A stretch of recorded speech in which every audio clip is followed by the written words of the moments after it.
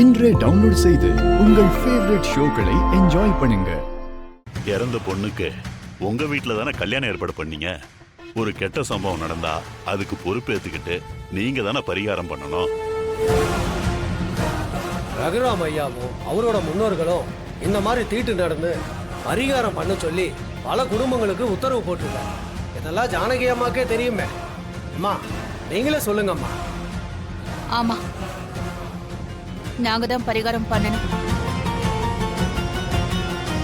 முதல்ல அவங்க ஜெயில இருந்து வெளியே வரட்டும்.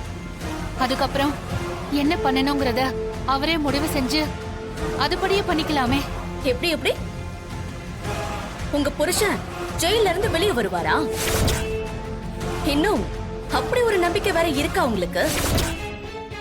அதுக்கெல்லாம் 1% கூட வாய்ப்பே இல்லை.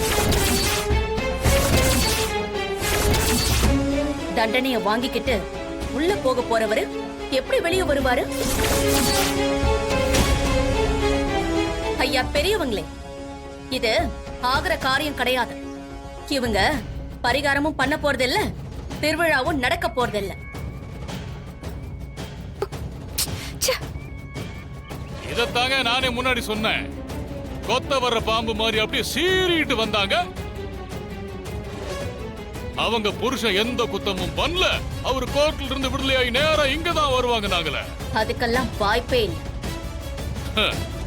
ஆயுள் தண்டனையா தூக்கு தண்டனையான் தான் முடிவு தெரியும். போதும், நிறுத்து. என் புருஷன் 10,000 பேரை வாழ வச்சவரு. அவர் செஞ்ச தர்மம் கண்டிப்பா அவரை காப்பாத்தும். ஆனா நீ இப்ப சொன்னி அந்த தண்டனையெல்லாம் அத சாருவ கொன்னவங்க யாரோ அவங்களுக்கு தான் கண்டிப்பா கிடைக்கும். ஐயா, என் புருஷன் வந்த பிறகு என்ன பண்ணணுங்கிறத பேசிக்கலாம். ஆனா கண்டிப்பா கோயில் திருவிழா நடக்கும்.